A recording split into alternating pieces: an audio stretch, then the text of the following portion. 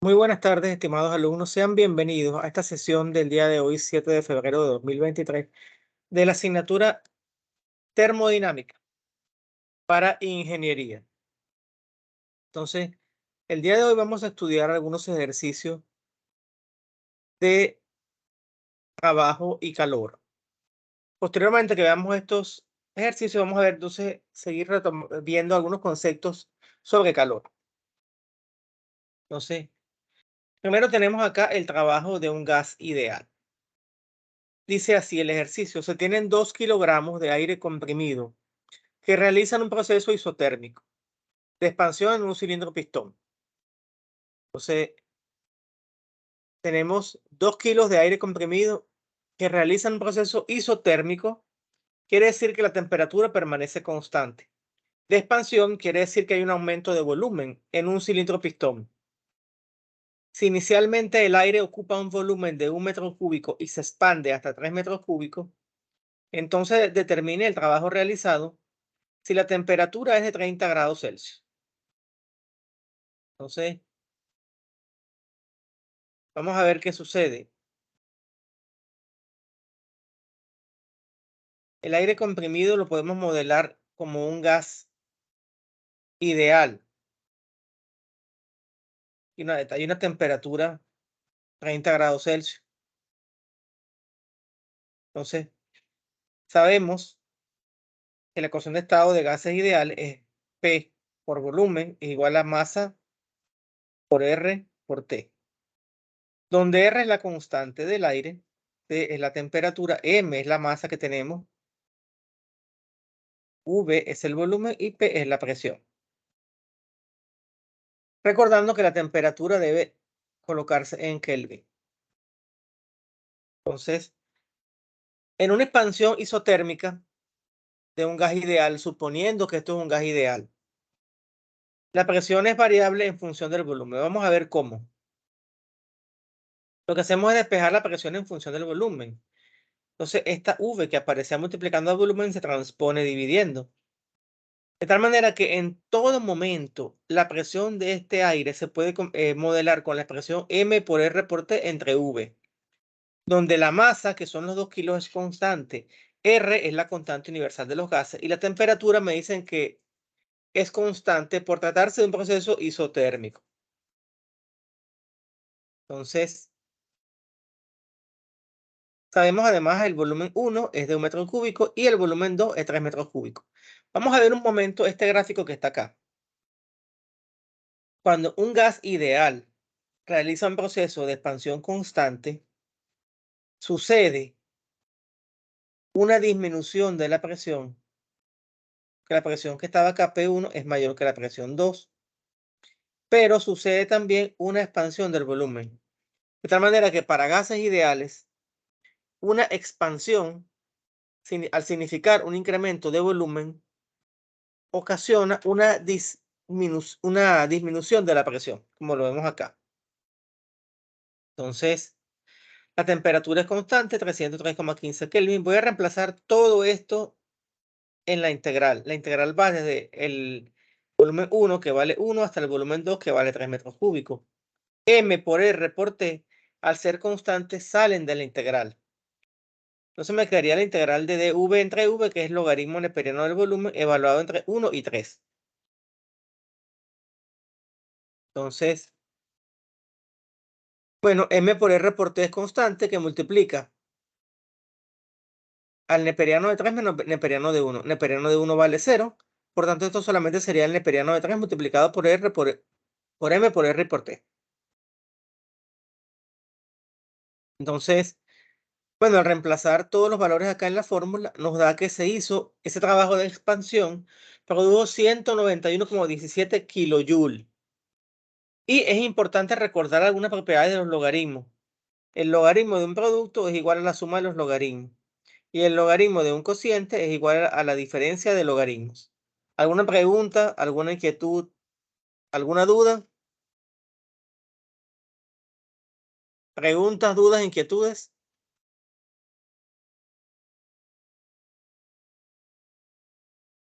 No por mi ¿Tienen, parte. si tienen alguna duda, jóvenes, en la parte matemática, No duden en preguntar. Entonces, vamos a repasar qué tuvimos acá en este ejercicio. Número 1, un gas ideal. La clase pasada estuvimos conversando las condiciones que un gas debe cumplir para considerarse un gas ideal. 1, bajas presiones. Y número 2, que la temperatura fuera mayor que 2 veces la temperatura crítica. Sí, en el enunciado del ejercicio nos dicen es un gas ideal, ya es un gas ideal, no tenemos que verificar nada. Pero si no nos dijeran nada y nos dijeran estas son las presiones, estas son las temperaturas, tendríamos que verificar si se cumplen las condiciones del gas ideal. Importante, un proceso isotérmico, la temperatura se mantiene constante. ¿Cómo se mantiene constante la temperatura? Bueno, en un proceso industrial la temperatura se mantiene constante usando dispositivos llamados controladores de temperatura, por ejemplo, que lo que hacen es encender o apagar resistencias, encender o apagar ventiladores, o de repente cortar flujos de agua para que una temperatura se mantenga constante. O sea, hay diferentes artificios para que la temperatura se mantenga constante. Constante, por supuesto, alrededor de un valor preestablecido con una tolerancia definida de acuerdo a las necesidades del proceso. Seguimos acá. En un proceso politrópico, el proceso politrópico es otro tipo de trabajo que no mencioné en la clase pasada, pero vamos a verlo acá en este ejemplo. Es un proceso en el cual se cumple esta expresión. La presión por el volumen elevado a un exponente siempre es constante. Ese es el proceso que llamamos politrópico. Entonces, en un proceso politrópico se tiene un cilindro con un pistón movible, es un pistón que se mueve, lleno con 1 kilogramo de aire. Inicialmente el aire ocupa un volumen de 0.2 metros cúbicos a una presión de 400 kilopascal. Una presión baja si se quiere. Entonces, si la presión es baja, menor que 10 atmósferas, se puede considerar que es un gas ideal. Se sigue un proceso politrópico modelado con la expresión P por V a la 1.4 igual a C, cuyo estado final tiene una presión 2 de 100 kilopascal. Determine el trabajo efectuado por el aire sobre el pistón. Entonces, antes que veamos cualquier cosa acá, fíjense una cosa, mira, la presión inicial es 400 y la presión final es 100. ¿Esto sería una expansión o sería una compresión? ¿Qué opinan ustedes?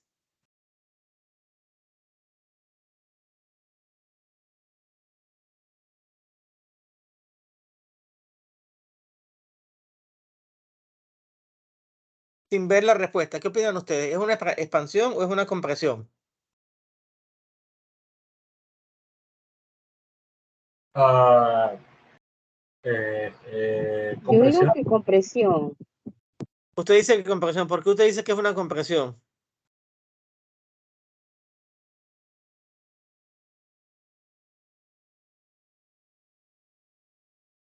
Fíjense ustedes lo que está sucediendo acá. La presión 1 es 400 y la presión 2 es 100. Vamos a recordar acá. Cuando vamos de una presión alta hacia una presión más baja, estamos en expansión.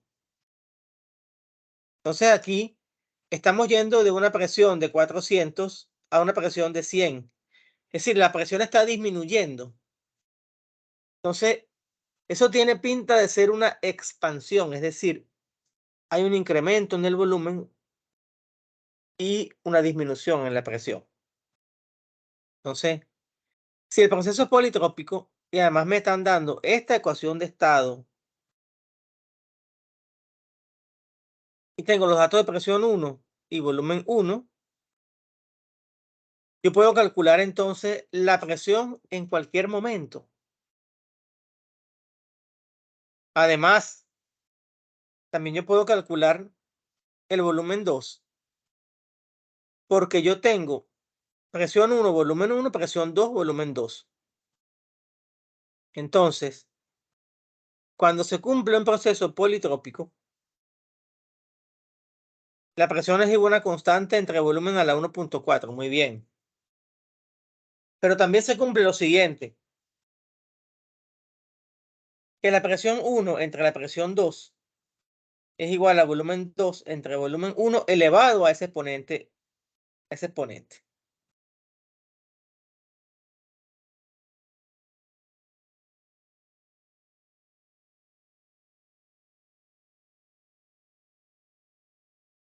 ¿Y por qué llegué hasta acá? Que hay una línea aquí que me faltó. Si aquí yo en la presión general yo escribiera P1 V1 a la N, va a ser igual a P2 V2 elevado a la N. Y de allí, cuando yo hago esa serie de operaciones que están planteadas, fíjense que lo planteé fue aquí. P1 V1 a la 1,4 es igual a P2 V2 a la 1,4. De acá yo puedo despejar V2, que es el valor que yo desconozco, porque V1 sí lo tengo. Entonces, sencillamente, esta P2 la transpongo dividiendo. Entonces, P1 entre P2. Me quedaría entonces V2 entre V1, todo eso elevado a la 1,4, que sería lo que está acá. Al aplicar, sacar la raíz de 1,4 décima, te queda acá V2 entre V1. De tal manera que pues V2 es igual al volumen 1 por la presión 1 entre la presión 2. Eso se le saca la raíz 1,4 décima. Una raíz un poco rara. Pero bueno. Cuando sacamos esa cuenta, nos da la raíz de 400 entre 100. 400 entre 100 da 4. La raíz 1,4 décima de 4 multiplicada por 0,2, que es 0,54. ¿Saben ustedes cómo sacar esas raíces raras con la calculadora?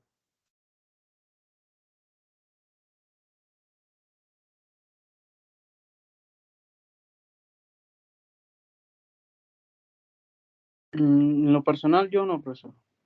Ok. Vamos a usar entonces, vamos a utilizar una calculadora Casio o una HP o una Texas, la que tengan en la mano. O la calculadora del celular Samsung. Es lo que yo tengo aquí en la mano al momento. Entonces, cuando ustedes abren su calculadora Samsung, lástima que no tengo por acá un tutorial ni nada a la mano, y se despliega la calculadora científica, ustedes tienen una tecla que dice X elevado a la Y, donde X es cualquier base.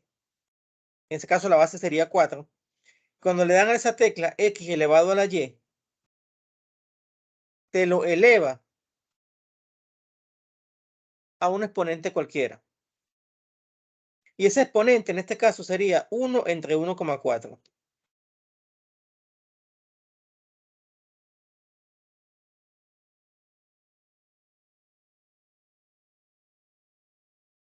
Entonces, ¿por qué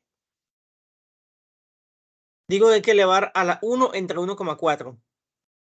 Porque sacar una raíz enésima, es decir, una raíz de un orden cualquiera, es lo mismo que elevar una base a la 1 entre el valor del exponente de la raíz, del índice de la raíz, mejor dicho. ¿Está claro esa idea o no? Algunas calculadoras sí tienen una raíz de orden cualquiera. Pregunto, ¿está claro esa idea o no?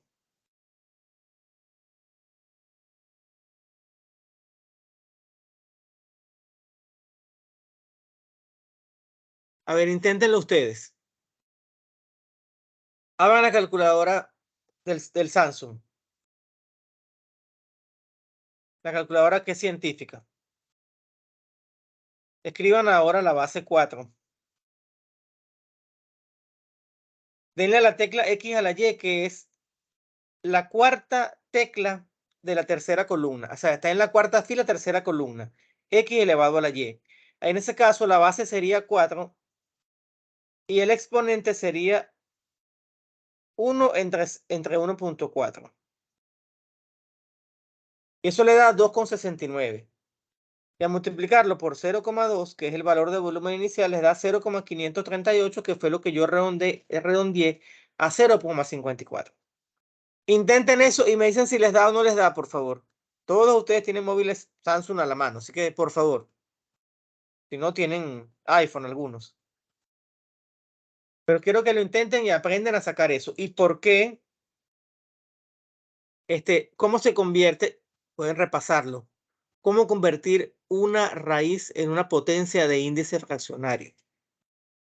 Una raíz, donde tú tienes un número dentro de una raíz cuadrada de un orden cualquiera, orden n, tú lo conviertes en una potencia cuya base es el número que está contenido dentro de la raíz y el exponente es una fracción cuyo numerador es 1 y cuyo denominador es el índice de la raíz. Por ejemplo, la raíz cuadrada de 2 sería 2 elevado a la 1 medio. La raíz cúbica de 27 sería 27 elevado a la 1 tercio. ¿Se comprende esa idea o no? ¿Sí o no? Sí. Perfecto. Si alguien tiene duda, pregunten. Si no, también pueden consultar en los libros de álgebra o en los tutoriales que hay en YouTube. Hay bastantes tutoriales con raíces y con fracciones.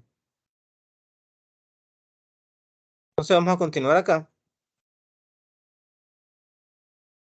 Bueno, entonces tenemos ya que el volumen 2 es 0,54. Entonces ahora para calcular el trabajo,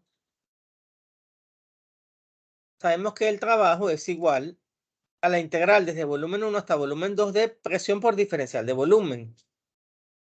Sabemos además que la presión se puede modelar como C entre volumen elevado a la 1.4.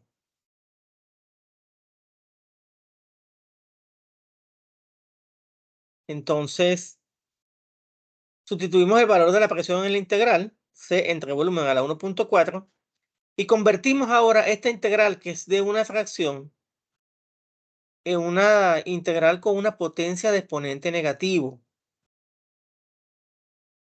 Entonces, la integral de una potencia, lo que hay que hacer es sumarle a la base, sumarle 1 y dividirlo por ese número que nos dio. Entonces, por eso es que la integral de b a la menos 1,4 sería v, o v, mejor dicho, a la menos 0,4 entre menos 0,4, que es lo que está escrito acá. Y ahora necesito el valor de la constante C. Bueno, como yo tengo P1 y volumen 1, calculo el valor de la constante C, que es que está acá, 42,02. Entonces, tengo aquí la constante, tengo menos 0,4 que resulta del proceso de integración. Elevo el volumen 2 a la menos 0,4 y me da este número. Elevo el volumen 1 a la menos 0,4 y me da este número. Hago mis operaciones aritméticas y me da que el trabajo es 65,57. Y como les había dicho inicialmente, si la presión 2 es mayor que la presión 1, y además ya hemos demostrado porque se calculó que el volumen 1 es menor que el volumen 2, entonces es un trabajo de expansión, en el cual se incrementó el volumen, pero se redujo la presión. Y en ese interín se produjo un trabajo. Determine el trabajo realizado por un proceso politrópico en general. Solución. Un proceso politrópico es de la forma P por V a la N igual a C. Entonces, P1, volumen 1 elevado a la N, es igual a P2, volumen 2 elevado a la N, igual a una constante. Entonces, la presión la podemos modelar a partir de la ecuación del proceso politrópico. Despejamos la presión. Este volumen elevado a la N se transpone dividiendo y quedaría C entre V a la N. Pero como no queremos tener una fracción, convertimos esto en una potencia de exponente negativo. Y nos quedaría que la presión es C por V a la menos N. Entonces, ahora lo que hay que hacer es usar esta expresión y hacer la integración para calcular el trabajo. Entonces, donde aparece presión, escribimos C por V a la menos N, diferencial de volumen, evaluado entre volumen 1 y volumen 2.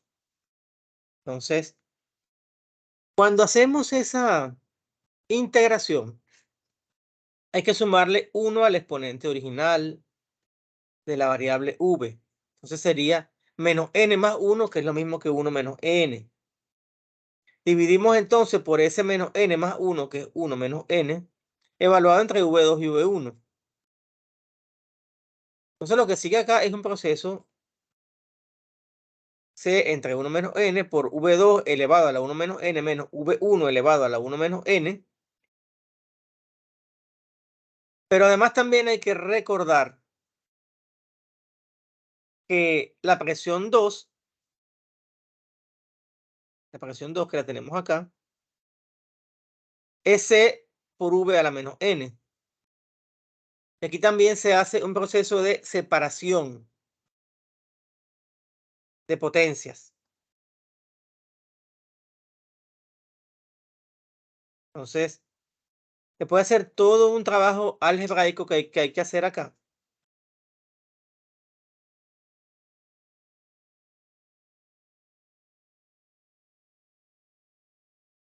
Resulta que después de todas las simplificaciones que ustedes las pueden verificar ustedes si quieren, nos queda que en un proceso politrópico en general, el trabajo es igual. Presión 2 por volumen 2 menos presión 1 por volumen 1 entre 1 menos N.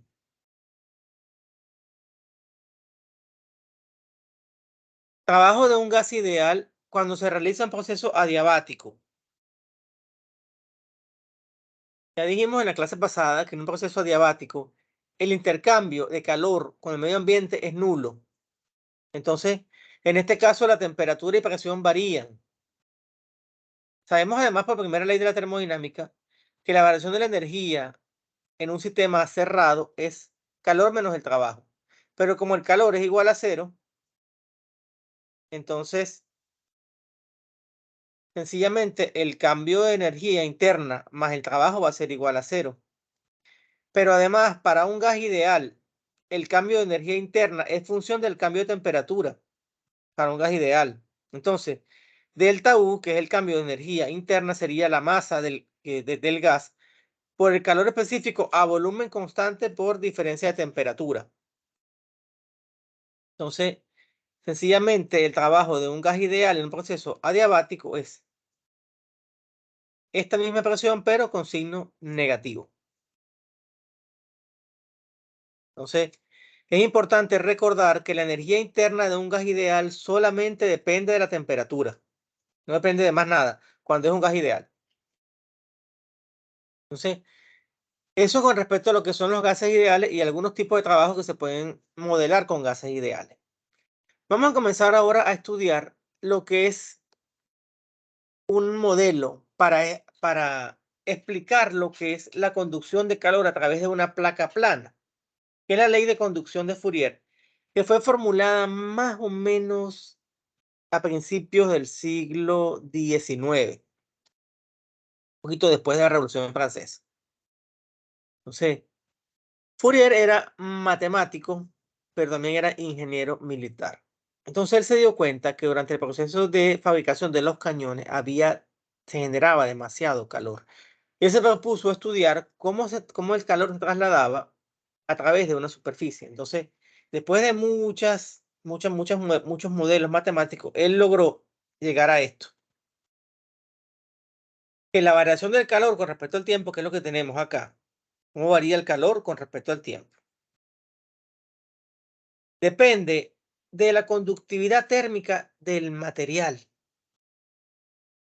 que también es proporcional al área transversal del material, bien sea una tubería, bien sea una placa, multiplicado por la diferencia de temperatura y dividido entre el espesor del cuerpo.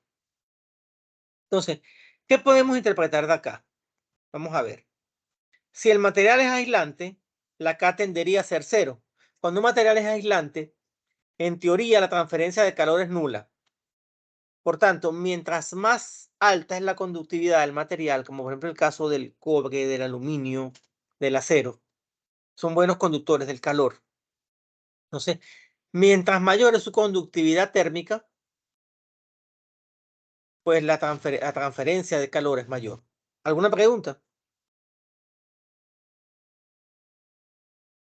Entonces, si el espesor del material es infinito, que eso no va a ocurrir nunca, pero bueno, puede pasar, que sea un material muy grande, muy espeso, la pared sea muy espesa, la transferencia de calor va a ser nula. Entonces, mientras más espesa sea una pared, transferencia de calor va a ser más baja de un extremo a otro. También es proporcional al área, es decir, que mientras más grande es el área, más calor hay. Y es proporcional a la diferencia de temperatura. Si la diferencia de temperatura es muy baja, la transferencia de calor es muy pequeñita. Eso es lo que quiere decir esa ecuación. Entonces, veamos algunos materiales y su conductividad térmica. Fíjense que, por ejemplo, el acero me dice, de acuerdo a esta tabla, que la conductividad va de 47 a 58 watts o vatios entre kilogramos por metro. Entre Kelvin por metro, perdón. Esta K mayúscula es Kelvin.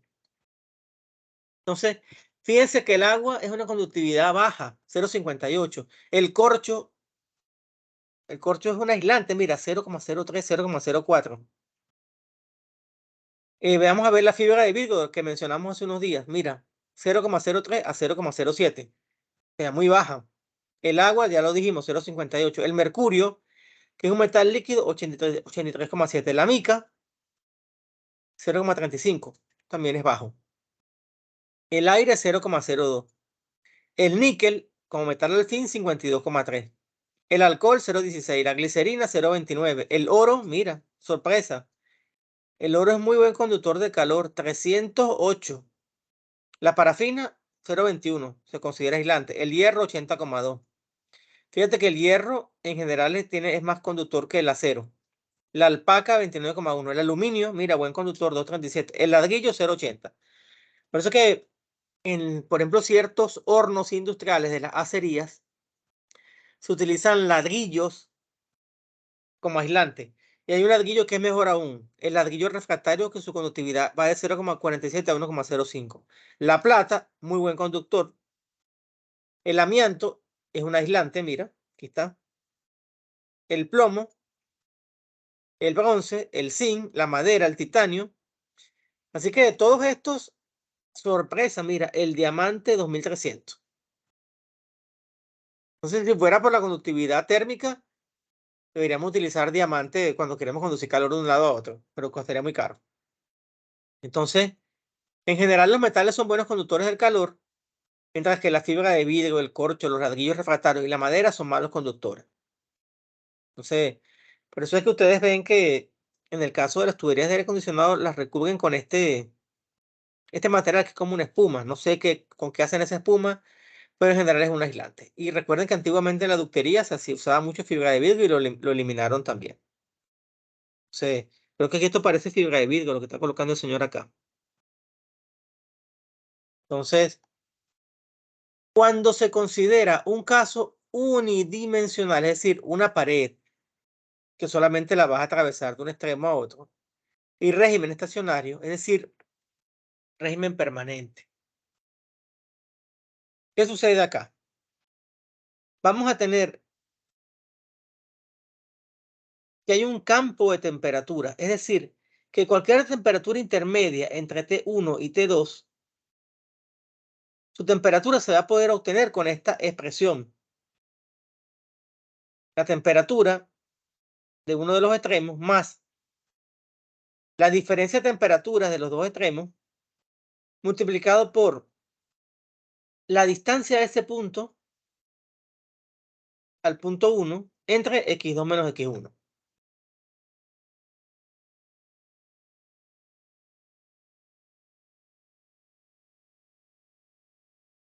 Entonces, dice acá que al aplicar la ley de Fourier, el calor va a ser igual a A por Q, donde este Q es Q minúscula. Va a ser igual a menos A por K, que es la conductividad térmica, por esta expresión que está acá. Entonces, de esa manera podemos calcular cómo fluye el calor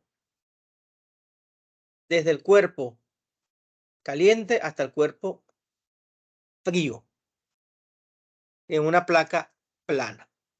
Entonces, se considera que esa ley de conducción de Fourier es análoga a una resistencia térmica. Entonces, se estableció la analogía eléctrica con la ley de Ohm. La ley de Ohm dice que el flujo de corriente, la intensidad, el ampere, es igual a la variación del voltaje entre la resistencia. Entonces, cuando hacemos esta analogía, el I, que al fin y al cabo es carga en movimiento, es análogo al calor, que es energía en movimiento. Igual, T1 menos T2, diferencia de temperatura, diferencia de voltaje, o diferencia de potencial. Y entonces, este término que está acá, el espesor del material entre el área por la conductividad sería una resistencia. Entonces, de acuerdo con esta analogía, la conducción del calor sería la diferencia de temperatura entre la resistencia conductiva que tiene el material. Entonces, a partir de eso, yo puedo estudiar varias paredes planas en serie y como que esto fuera una suma de resistencias en serie. ¿Y por qué me interesa hacer eso así? Aquí tenemos un clima tropical. Sin embargo, deberíamos colocarle también aislantes a las paredes para el calor. Y de hecho se hace. Hay un material hoy en día que se llama panel sandwich, el cual tienes dos placas metálicas o pueden ser también de plástico, polietileno. Y dentro tienes un aislante. Puede ser fibra de vidrio, puede ser foam, puede ser un aislante cualquiera. Tienes las dos capas A y C son iguales y adentro tienes una capa B. Y eso te ayuda a evitar que el calor del exterior ingrese hacia el interior. Por ejemplo, en el diseño de cuartos fríos. En el diseño de cuartos fríos, tú no quieres que el calor del interior ingrese a tu cuarto frío, porque si no tienes que gastar más energía en la refrigeración. Entonces, por ese motivo, tú colocas aislante. Entonces, si esto lo podemos modelar como una resistencia, tú conociendo la conductividad térmica de la pared A, de la pared B y la pared C, tú vas a calcular una resistencia A, una resistencia B y una resistencia C.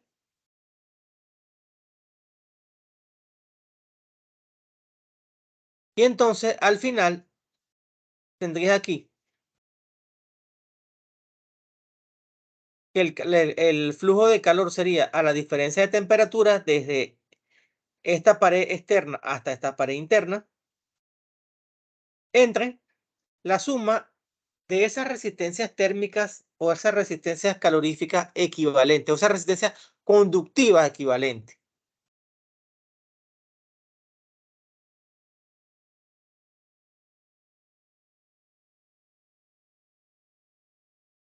¿Una pregunta? ¿Una inquietud? ¿Alguna duda?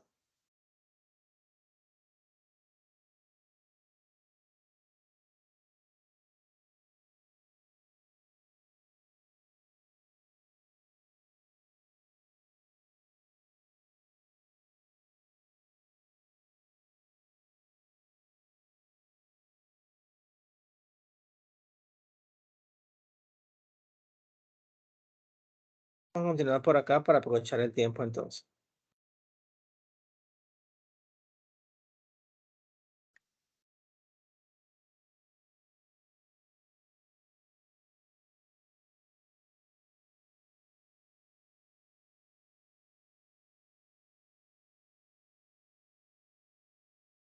Entonces, en la conducción, el calor entonces se transfiere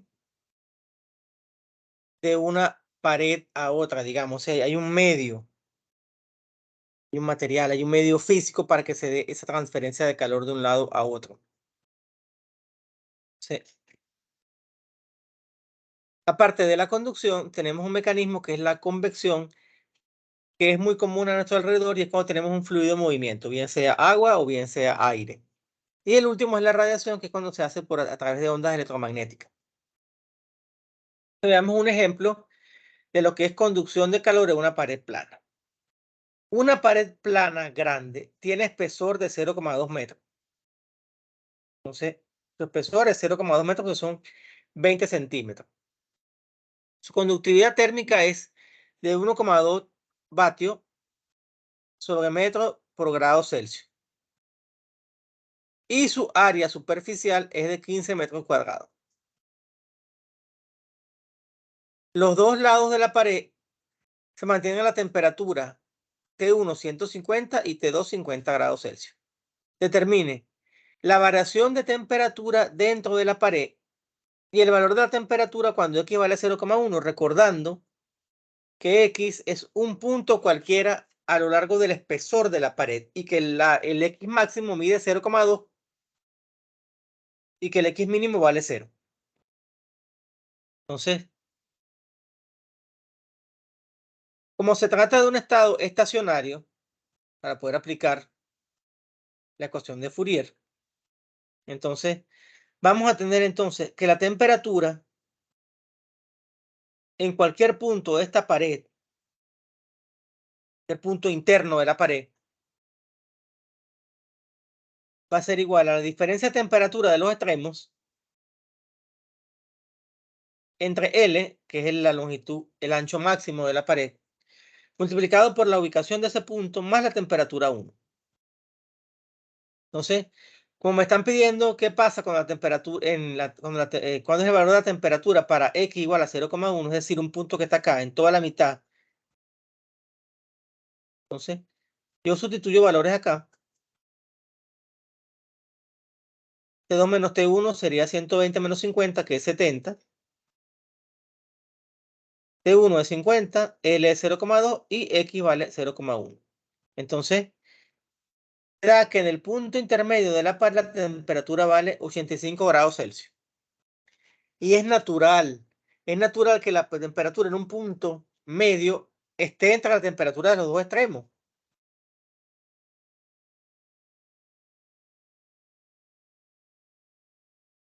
Ahora, la razón de conducción de calor a través de la pared en condiciones estacionarias. Vamos a ver cuánto vale el calor. La conductividad por el área, por la diferencia de temperatura entre la longitud. Tenemos entonces que ese valor de calor es 6.300 watts, que es el valor de la transferencia de calor de un lado a otro de la pared. Entonces, veamos varios tics acá.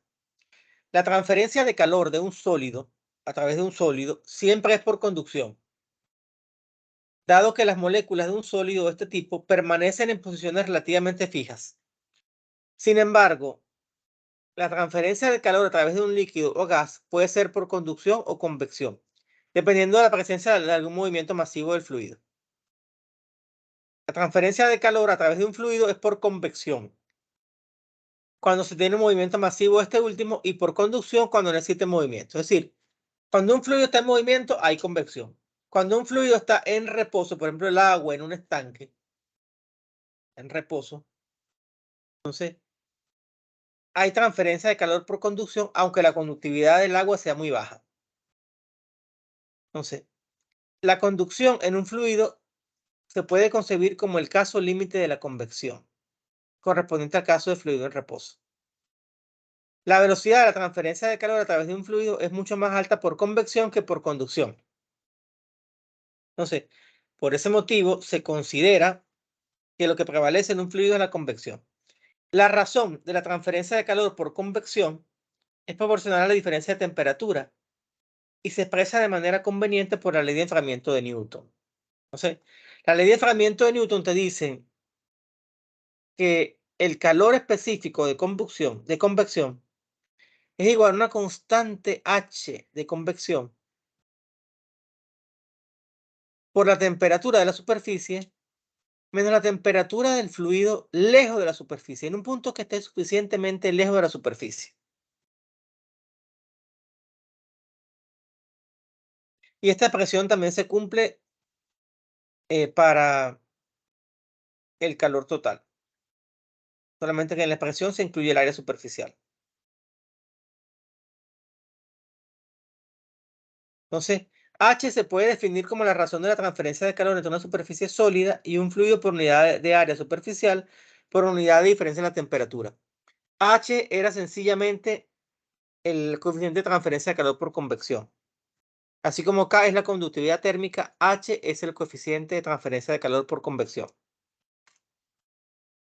El coeficiente total de transferencia de calor es el inverso de la suma de las diferentes resistencias que pueden oponerse al flujo calorífico impulsado por el potencial motriz de la diferencia de temperatura entre la alta y la baja. Es decir, que si tenemos aquí un fluido y un fluido acá, y aquí tenemos un sólido, tenemos acá diferentes casos o formas de transferencia de calor. Acá tendríamos que en esta primera parte tendríamos una H de convección y aquí tendríamos otra H de convección de este lado. Aquí tendríamos una resistencia 1 de conducción y una resistencia 2 de convección. Al final, podemos modelar todo eso como si fuera una resistencia. Fíjate, la convección 1, aquí está una resistencia. La conducción 1, aquí está una resistencia, porque suponiendo que son paredes de conductividad térmica diferente. La pared 2, con su conductividad 2, una resistencia 2. Y el fluido O, el otro fluido, que no tiene que ser el mismo de acá, tiene otra coeficiente H, y eso se traduce en otra resistencia equivalente de convección. Entonces, el calor sencillamente es el coeficiente global por el área por la diferencia de temperatura. Y todas estas cosas las utilizamos para el diseño de dispositivos ingenieriles, por ejemplo, los intercambiadores de calor, que son dispositivos que facilitan el intercambio de calor entre dos fluidos que se encuentran a temperaturas diferentes. Y además, en esos intercambiadores de calor, los fluidos no se mezclan. El ejemplo que vimos en la clase pasada. Por un lado entraba refrigerante y por otro lado agua, donde el agua era el fluido refrigerante.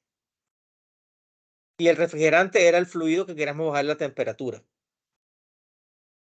Entonces, un fluido entra por acá y sale por acá, y otro fluido entra por aquí y sale por acá. Uno circula por las tuberías internas y el otro circula alrededor de esas tuberías y de las placas o bafles que existen allí. Entonces, este sería, por ejemplo, un intercambiador de carcasa y tubo. Los intercambiadores de calor son de uso común en una amplia variedad de aplicaciones, de los sistemas domésticos de calefacción y acondicionamiento del aire, hasta los procesos químicos y la producción de energía en las plantas grandes. Un intercambiador de calor, la transferencia de calor suele comprender convección entre cada fluido y conducción por la pared que los separa, porque siempre esas paredes conducen un poquito de calor. En el análisis de los intercambiadores de calor, resulta conveniente trabajar con un coeficiente total de transferencia de calor U, que tome en cuenta la contribución tanto de la convección como de la conducción. La razón de la transferencia de calor entre los dos fluidos en un punto dado a un intercambiador depende de la magnitud de la diferencia de temperatura local, la cual varía a lo largo de dicho intercambiador. Es decir, que de acuerdo a la posición que tú estés, esa variación de transferencia de calor es diferente. Sí. Veamos algunos ejemplos de intercambiadores de calor. Según la dirección de flujo, podemos tener flujo paralelo y contraflujo. Entonces, cuando el flujo es paralelo, que es el ejemplo que tenemos acá, tienes un fluido caliente que circula por esta tubería y el fluido de refrigeración o refrigerante circula por fuera, pero en la misma dirección del fluido, en el mismo sentido. Puede ser a contraflujo también, que mientras uno va hacia la izquierda, como va el fluido de refrigerante, el otro va hacia la derecha. Lo que llamamos de contraflujo. De flujo cruzado, por ejemplo, tienes un fluido que va por estas tuberías rojas y el otro va en este sentido. que es lo que vemos acá también en estos intercambiadores de calor, ¿ves? Entras por acá y sales por acá, pero el otro fluido viene por las tuberías internas, entonces van en flujo cruzado. De un solo paso. Por ejemplo, este entró acá y salió por acá. Y el que va, y hay otro que va, este va dentro de las tuberías. Y de varios pasos, como este que tenemos acá. Entró por aquí, tiene varios baffles o deflectores. Entonces, según su estructura interna, los tenemos de placas, como esto que tenemos acá, o de carcasa y tubo, que es bastante común en la industria de carcasa y tubo. Según su estructura interna, lo tienes de tubos concéntricos. Fíjate que aquí el fluido caliente está envuelto por el fluido frío, como si fuera una chaqueta. También hay refrigerados por aire. Y aquí tienes un flujo de calor y aquí estás enfriando con aire. Hay una cosa importante que es el factor de incrustación. Y yo les mencioné que las tuberías es bueno hacerle servicio porque se van acumulando, por ejemplo, el agua contiene minerales y se va acumulando en las paredes, entonces se va produciendo turbulencia. Lo mismo pasa en los intercambiadores de calor. Cuando se va incrustando material de los fluidos en los intercambiadores, por ejemplo, los radiadores, se va perdiendo la eficiencia del radiador o el intercambiador de calor. Entonces, eso le llaman el factor de incrustación o ensuciamiento. Entonces, eso actúa como una resistencia porque se opone a la transferencia de calor.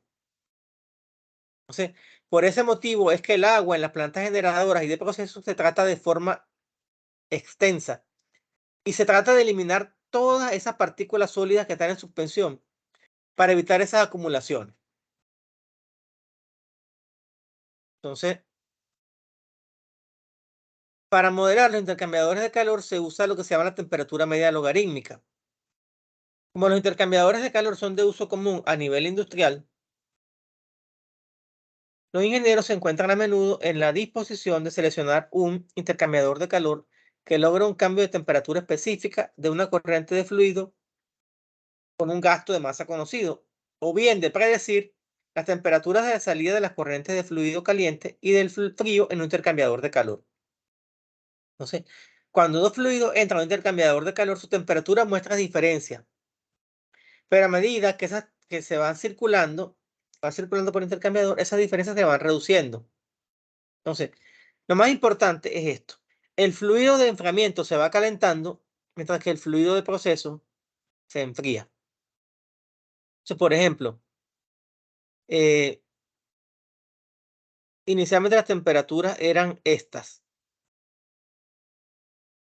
Entonces, esta temperatura va disminuyendo y el fluido de enfriamiento se va calentando.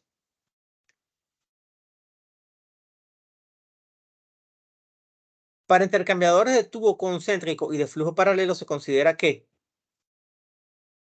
si se supone que la superficie exterior del intercambiador está bien aislada, de modo que sea adiabático, y se descartan cambios cualquiera en energía potencial y cinética.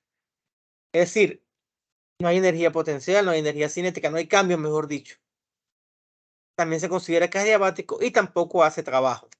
Entonces, bajo esa premisa que las vimos en la clase pasada, sí, la semana pasada, debería cumplirse esto, que todo el calor que pierde el fluido caliente lo adquiere el fluido frío, que fue lo que vimos en la clase pasada. Entonces, el calor se puede modelar con estas expresiones que está acá. El flujo másico por un coeficiente de calor por una diferencia de temperatura. En la temperatura del fluido, el cambio en la temperatura del fluido caliente es una cantidad negativa. ¿Por qué? Porque está perdiendo calor. Está perdiendo calor. Entonces, si despejamos las ecuaciones, bueno, vamos a tener la solución a esto. Y después de todo un proceso aritmético y de cálculo, nos queda esto en resumidas cuentas. Que la temperatura media logarítmica sería igual a la diferencia del fluido 1 menos la diferencia del fluido 2 entre el logaritmo neperiano de la diferencia del fluido 1 entre la diferencia del fluido 2. Después de todo ese proceso ese proceso matemático que se hizo acá. Entonces, en un intercambiador de calor yo voy a poder conocer las temperaturas, porque yo conozco la temperatura del fluido frío en la entrada, la temperatura del fluido frío a la salida, porque la puedo medir con un termómetro. Lo mismo pasa con el del fluido caliente.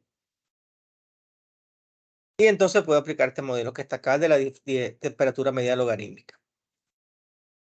Veamos ahora un ejemplo de conducción de calor en una pared plana. Ejemplo número 2. Considere una ventana de vidrio de 80 centímetros de alto y 150 centímetros de ancho. Una ventana de una casa.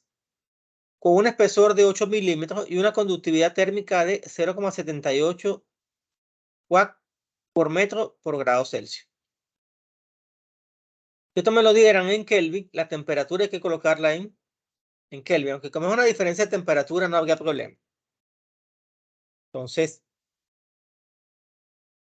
la razón estacionaria de transferencia de calor a través de esta ventana de vidrio y la temperatura de su superficie interior para un día, durante el cual el cuarto se mantiene a 20 grados Celsius, en tanto que la temperatura del exterior es menos 10 grados Celsius.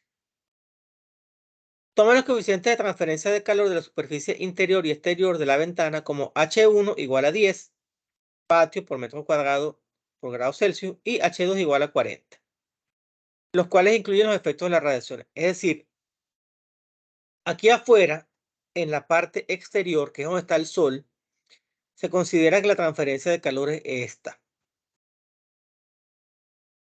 Y aquí adentro también tienes radiación interna. Entonces te dice que considere que es esto. Porque tienes un aire, tienes aire que se está moviendo, aquí tienes el aire exterior. Entonces,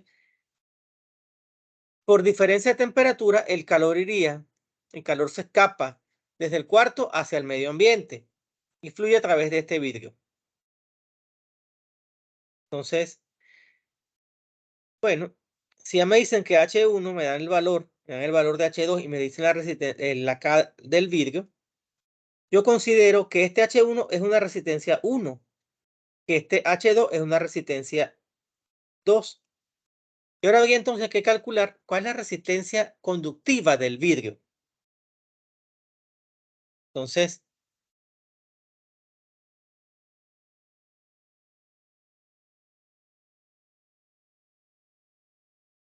bueno, tengo acá que la resistencia convectiva 1 es 1 entre H1 por el área. Y aquí lo tengo. Lo mismo hago con la resistencia exterior. Vea este valor que está acá. Ahora vamos a calcular la resistencia del vidrio. Sería su longitud entre K por A. Esta L no es la longitud, es el espesor. El espesor es 8 milímetros, que lo transformamos a metro. Aquí tenemos la conductividad térmica del vidrio y aquí tenemos el área de la ventana, que es de 80 por 150 centímetros. Entonces, nos da este valor que está acá. Fíjense que la resistencia térmica, la resistencia equivalente del vidrio es 0,008855. Ya tengo las tres. Lo que hago es que las sumo la resistencia en serie y tengo la diferencia de temperatura desde 20 hasta menos 10. Entonces me da que en resumidas cuentas se están escapando 266 watts del cuarto hacia el exterior. Entonces yo quiero reducir ese gasto de calor porque mientras más calor se escape hacia el medio ambiente, yo tengo que utilizar más los mecanismos internos de generación de calor, es decir, radiadores o calefacción o quién sabe lo que tenga yo internamente. Entonces, por eso es que en muchos casos, esos países fríos colocan ventanas dobles. En lugar de tener una sola ventanita de 8 milímetros, tengo una ventana doble que es hueca por dentro. Y eso con cierta separación. ¿Y eso por qué? Porque eso me va a ayudar a disminuir esa pérdida de calor, pero también le pudiera colocar un aislante interiormente.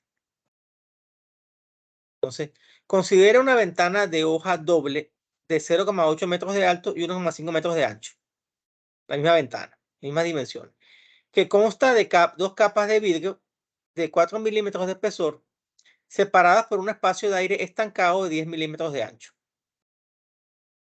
Determine la razón de transferencia de calor estacionaria a través de la ventana de hoja doble y la temperatura en la superficie interior para un día durante el cual el cuarto se mantiene a 20 grados Celsius internamente y el exterior está a menos 10 grados Celsius. Vamos a ver entonces qué pasa aquí. De forma similar al ejemplo anterior, tenemos acá en lo interno una resistencia convectiva equivalente. En lo externo tenemos otra resistencia convectiva equivalente. Tenemos acá una primera resistencia por la primera lámina de vidrio. Tenemos acá una resistencia conductiva del aire. Y acá tenemos otra resistencia conductiva de la segunda lámina de vidrio.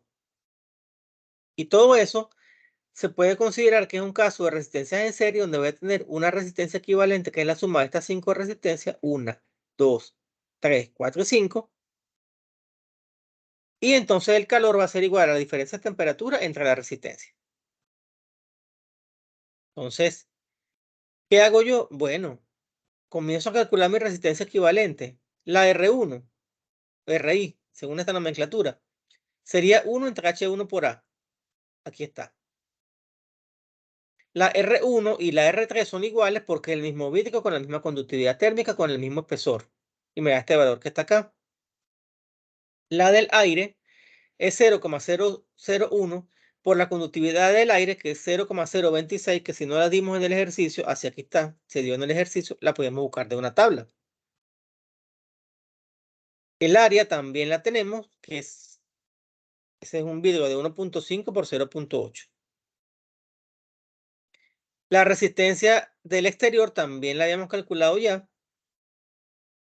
Y ahora lo que hacemos es sumar todas estas resistencias para tener la resistencia equivalente. Entonces, esa resistencia equivalente es 0.4332 grados Celsius por watt. Entonces, ahora bajo estas condiciones, la pérdida de calor es de 69 watts, cuando en el ejercicio anterior era de 266. Entonces, ahí yo me estoy ahorrando una buena plata solamente con colocar, en lugar de un solo vidrio de 8 milímetros de espesor, colocar un vidrio de capa doble. Y si le colocara adentro una capa de amianto, fuera mucho mejor. Preguntas, dudas, inquietudes. Todo este material, jóvenes, está ya en el material, en el módulo de trabajo y calor. Lo pueden ir revisando desde ahorita. Entonces, ¿alguna pregunta? ¿Alguna inquietud? ¿Alguna duda?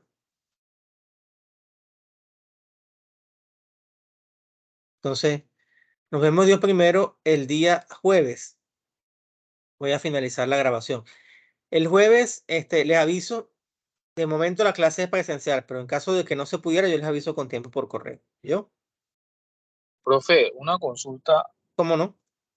A mí me gustaría que nos la clase, bueno, por mi parte, una pequeña explicación como más cómo manejar bien las tablas que tengo ahí como medias Perfecto. duras Con el mayor para de los gustos. Con el mayor de los gustos. No hay ningún gracias, profe. problema. No hay problema. No hay problema. Como les dije anteriormente, eso es bien importante. El manejo de las tablas lo podemos repasar en la clase que viene sin ningún problema. Entonces, bueno, voy a finalizar la grabación para subirla en YouTube y compartírsela en